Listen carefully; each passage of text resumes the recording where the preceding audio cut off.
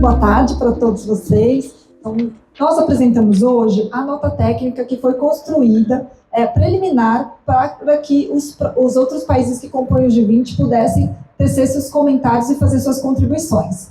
A nota apresenta 4 prioridades para o GT de agricultura.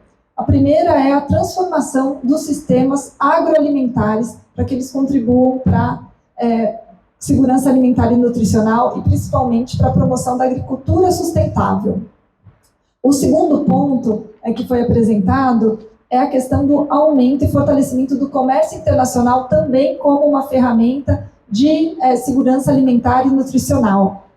O terceiro ponto foi a valorização do papel da agricultura familiar, e aí incluindo camponeses, indígenas, povos e comunidades tradicionais, extrativistas, pescadores, como atores relevantes, cruciais, para que nós possamos promover essa segurança alimentar desejada e também para a conservação dos recursos da biodiversidade e o manejo sustentável dos recursos naturais.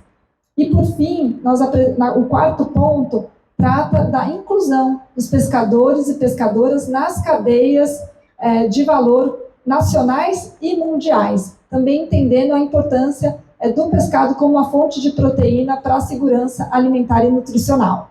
Então, foram os 4 pontos que foram debatidos, a gente aprofundou bastante em cada um desses pontos, e nós recebemos comentários bastante positivos acerca das 4 prioridades apresentadas pelo Brasil, especialmente na valorização da agricultura sustentável em seus múltiplos caminhos, que é importante dizer isso, que a gente apresenta uma série de alternativas para garantir essa sustentabilidade da produção, e também um retorno muito positivo sobre a inclusão e a valorização da agricultura de pequena escala, como é o termo mais propagado, a agricultura familiar, como um ator fundamental para a garantia da segurança alimentar e nutricional, no sentido de produzir alimentos saudáveis para a alimentação no mundo. Acho que vale só dizer que nós também tivemos a participação da Embrapa no nosso grupo de trabalho. Nós teremos, como todos sabem, o primeiro encontro presencial de 29 e 30 de abril aqui em Brasília, né, que será muito focado nos temas do MDA, Ministério do Desenvolvimento Agrário. Depois nós teremos de 15 a 17 de maio o encontro dos cientistas de agricultura, né, também será aqui em Brasília. Dia 11 e 12 de junho, o encontro em Recife, com temas mais relacionados ao MPA, Ministério da Pesca e Agricultura. E em setembro, em Cuiabá, teremos um encontro aí do Ministério da Agricultura e Pecuária, juntamente com o ministro Carlos Fávaro. Estamos abertos às perguntas. Sobre as prioridades, eu queria abordar um pouquinho a primeira prioridade trazida aqui, da transformação dos sistemas alimentares para a segurança alimentar e a agricultura sustentável. Como dialoga com os programas em andamento do governo, e pensando aqui no caso do programa de recuperação de pastagens, né? Como o governo pretende fazer essa integração entre os programas em andamento e essa pauta do G20? Obrigado pela pergunta, Isadora. Na verdade, tem toda a relação, né? Além, a prioridade número 1 era um pouco mais ampla do que só um programa, né, que nós estamos fazendo, que é o Programa Nacional de Conversão de Pastagens Degradadas em Áreas Agricultáveis. A sustentabilidade e a demonstração das múltiplas formas, dos múltiplos caminhos que a sustentabilidade da agricultura podem percorrer, visa evitar a tomada de decisões unilaterais de alguns blocos ou países contra determinada forma de produzir em determinado país. Então, isso é uma demanda global dos países produtores, e a gente quer mostrar que a sustentabilidade pode ser feita de várias formas, de acordo com o solo, com o clima, com a cultura local, mas, claro, sendo de uma forma sustentável. E a integração com o Programa Nacional de Conversão de Pastagem Degradada em Área Agricultável é exatamente isso. É uma característica do Brasil de ser um país de tamanho continental, que, através de um estudo da Embrapa e do Banco do Brasil, conseguiram identificar áreas degradadas, de pastagens já antropizadas e que a gente pode converter facilmente para a área agricultável. Não diria facilmente, mas que a gente pode converter com algum investimento para a agricultável. Então, é o grande desafio colocado pelo Ministério neste ano, a gente converter nos próximos 10 anos 40 milhões de hectares de áreas agricultáveis, aliás, de áreas degradadas que podem passar a ser agricultáveis, para que a gente possa incrementar aos já 70 milhões que o Brasil tem de área agricultável, essa nova fatia e nos tornando ainda mais um importante produtor de alimentos e exportador de alimentos para o mundo, trazendo segurança alimentar para os países. Posso complementar? Claro. Nessa primeira parte da nota, nós já expusemos várias boas práticas e programas que o Brasil já desenvolve. Então, desde a Política Nacional de Agroecologia e Produção Orgânica, que está relacionada com um esforço de tornar a nossa produção mais sustentável, práticas que o secretário mencionou, que o Brasil já é referência na agricultura tropical, e também outras iniciativas que estão visando justamente preservar as nossas florestas. Então, é importante dizer que os países falaram sobre as questões da redução do desmatamento e que o Brasil já alcançou uma taxa bastante impressionante de redução do desmatamento na Amazônia nesse primeiro ano de governo. E isso também é um ponto de bastante destaque, ou seja, já não tem mais desmatamento visando aumento de áreas agricultáveis. A gente conseguiu reverter esse processo. E, além disso, estamos recuperando com um restauro florestal as áreas que foram também danificadas. E isso existem iniciativas diversas do Ministério do Meio Ambiente, do BNDES e também do MDA, com o programa Florestas Produtivas, além do programa de recuperação de pastagens mencionado também aqui pelo mapa. Então, hoje já estão em curso uma série de políticas e programas que visam tornar a nossa agricultura cada vez mais sustentável. O próprio Plano Safra, tanto da agricultura quanto da agricultura familiar, já trouxeram metas bem claras em relação à sustentabilidade, criando linhas específicas e também descontos para quem já pratica uma agricultura harmônica com a preservação do meio ambiente. Eu queria, não sei até que ponto isso já foi comentado agora, ou como que isso deve nortear também os debates, a questão do clima, né? Vocês estão falando sobre, eu acho que são desafios que se impõem, né? Como tornar, como vencer essa questão da insegurança alimentar, enfim, nutricional, com o clima cada vez mais afetando principalmente pequenos produtores. Aí a gente vem com questões de adaptação, né? Não só mitigação, mas adaptação a essas mudanças climáticas. Só um comentário de vocês sobre isso. Como que esse tema está inserido também nesses desafios, nesses itens propostos aqui pelo Brasil? Bom, nós do Ministério da Agricultura e Pecuária, o MAPA, nós temos tido total atenção com essa questão climática, né? O Brasil e o mundo estão sofrendo os efeitos das mudanças climáticas cada vez mais severos. Nós temos o problema de enchentes no sul, seca no norte, no nordeste, e nós, do nosso lado, estamos preparando um robusto finalização do Plano Safra em andamento, da questão do seguro rural e etc., mas também já olhando para o próximo Plano Safra, pensando em como a gente pode estabelecer novas metodologias para garantia da produção nesses locais, e acompanhando de perto também, né, os efeitos climáticos do El Niño, da Laninha, para que a gente possa mitigar os efeitos na produção brasileira. Total atenção às mudanças climáticas, total atenção aos efeitos que estão tendo na produção brasileira e que podem, e com certeza neste ano trarão impactos à produção brasileira. Mas para isso nós estamos pensando em vários programas para mitigar esses problemas que estão colocados pela questão climática.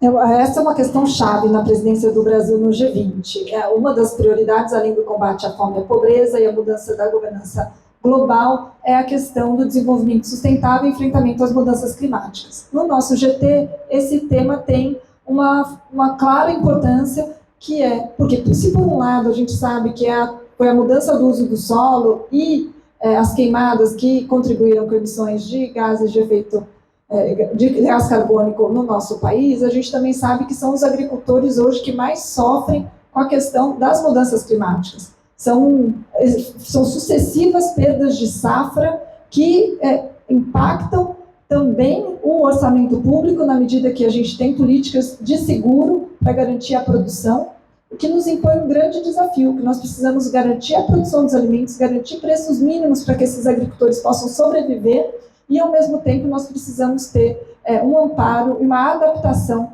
para que, enfim, os agricultores, tanto os de grande porte quanto os agricultores familiares, possam seguir produzindo de maneira sustentável. Então, nesse contexto, as mudanças climáticas vão ter um papel fundamental nos debates e, principalmente, a transição agroecológica, a transição para uma agricultura cada vez mais sustentável, uma agricultura de baixo carbono. Esse tema está crítico. Um outro tema que eu acho que é importante dizer é que nós temos um desafio que é tentar integrar esses dois pontos. O desenvolvimento sustentável, a agricultura sustentável e a segurança alimentar. Para que nós possamos produzir alimentos a quantidade que o mundo precisa para alimentar todos, um estudo que foi encomendado pela presidência do G20 para a FAO e para a OCDE mostrou que nós precisamos aumentar em 28% a produção de alimentos na próxima década. O que quer dizer que a gente só vai conseguir fazer isso se a gente aumentar a produtividade das áreas, já que a gente não quer nem ampliar as áreas agricultáveis, né, sobre florestas, como a gente entende que hoje a gente tem um desafio que é reduzir a penosidade do trabalho no campo. Então, o foco da nossa atuação também é o aumento, o acesso a tecnologias para os agricultores familiares, para os pequenos agricultores, e também para as outras comunidades tradicionais, que hoje ainda produzem produtos da sociobiodiversidade com muito esforço físico. Então, a gente precisa garantir condições de trabalho dignas no campo, acesso à tecnologia, que isso vai beneficiar a todos numa rota de desenvolvimento muito positivo, né? Gera emprego na indústria, gera melhor condição de trabalho no campo, gera alimento saudável para a nossa população poder se alimentar. A gente sabe que os camponeses, os pescadores, eles têm uma técnica ancestral. E aí, como assim, dentro do G20 temos vários países com vários camponeses de diferentes regiões, como pode ser estimulada essa troca de experiências? Porque geralmente são técnicas também onde eles utilizam maneiras muito mais sustentáveis para trabalhar a terra, para trabalhar no mar, nos rios. Né? Você diz troca entre camponeses de diferentes países. Isso, diferentes países, né? Porque o G20 tem muitos.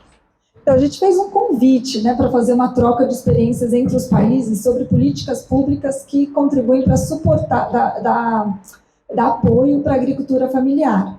Então, hoje a gente já está na década da agricultura familiar que foi proposta pela ONU. Existem vários fóruns em que sociedade civil e governos já fazem trocas de experiências. Sem dúvida, pensar em maneiras como os próprios agricultores e agricultoras possam intercambiar suas experiências pode ser muito positivo. No âmbito do G20, nós estamos já aprendendo uns com os outros sobre como os governos apoiam as produções em pequena escala, quais são os mecanismos e políticas que são implementados, e como que a gente pode fazer para justamente garantir que esse conhecimento ancestral que existem nos povos e comunidades tradicionais possa ser mantido e valorizado. Então, isso também está no nosso radar. A nota vai ser discutida até quando? Ao longo dos vai meses. ser finalizada, daí, assim, qual que é o... Tá aqui.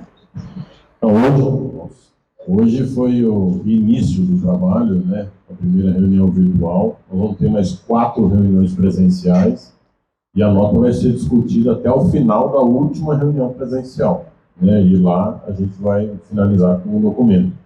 Então, hoje foi o início apenas das discussões. Nós passamos a nota inicial, os demais países e organizações ficaram de enviar sugestões ao Brasil, à presidência, à condução do grupo de trabalho, tanto pelo MDA quanto pelo MAPA, para que a gente possa discutir e incorporar essas sugestões ou discutir por que não incorporar essas sugestões. O Brasil já hoje sugeriu uma adição na nota, que é a questão da resistência antimicrobiana, que é um tema específico, importante para o debate técnico do Brasil, que foi bem aceito. Também foi citado pela França esse tema, e tem mais um outro país que citou também, que eu não esqueci, mas enfim, foi um tema relevante. que a gente resolveu sugerir na adição da nota. Então, não estava na versão inicial e agora nós estamos sugerindo que seja incrementado na nota. Então, é um organismo vivo, né? Nós vamos recebendo sugestões, informações e vamos incrementando, incorporando a nota até que ela seja finalizada ao final do ano. Eu acho que podia falar como vão ser as reuniões. Você falou que uma vai ser da agricultura, tudo mais. Sim, nos eventos, eu disse isso na apresentação. Falou, desculpa. Nos eventos, os eventos no Brasil serão 4, terão focos, né? Então, o primeiro foco é no MDA, depois nós temos um encontro dos cientistas, conduzido e liderado pela Embrapa, depois um encontro conduzido e liderado pelo Ministério da Pesca, e depois o encontro conduzido e liderado pelo Ministério da Agricultura e Pecuária, que será em Cuiabá. Secretário, uma questão. A gente ouve de vários fundos que os olhos estão para o Brasil em função da presidência do G20. Nessa última sexta-feira, a Câmara Árabe Brasileira me reportou que já estão relatando maior interesse de investidores árabes no agronegócio mesmo, desde fertilizantes, a petroquímica, mas tudo baseado no G20. Olha, eles estão vindo para o Brasil em função do G20 e devem aumentar essa atenção e interesse sobre o Brasil. Isso já tem chego no Ministério da Agricultura? Vocês já estão sentindo esse maior interesse, essas maiores agendas com investidores? Deve atrair mesmo a atenção para o agro brasileiro? Sim, completamente, né? Fruto também um pouco da visita que nós fizemos no ano passado com o ministro Carlos Fava. Nós fizemos aquele roadshow falando de programa de pastagens no mundo árabe. Eu também estou indo hoje para Dubai, estou embarcando hoje à noite para Dubai, vou aos Emirados Árabes, vou a Oman também, que é um país ali do lado, justamente para falar de possibilidade na área de fertilizantes, né? E também na área de proteína animal. Diversos fundos nos procuram querendo investir no Brasil. Acho que a Arábia Saudita tem dado um exemplo grande de investimento no Brasil, assim como os Emirados Árabes também. E nós temos previsto a visita de vários fundos nos próximos 2 meses aqui no Brasil para analisar possibilidades de investimento, principalmente na área de grãos e proteína animal, e também na área de açúcar, posso dizer. Então, são 3 grandes segmentos que os árabes estão, vou dizer, não os árabes, o mundo árabe, né, está procurando para investimento no Brasil: grãos, proteína animal e açúcar. Então, agradeço a participação de todos, a gente fica à disposição para qualquer dúvida que surja ao longo do ano sobre GT Agricultura, podem nos acionar.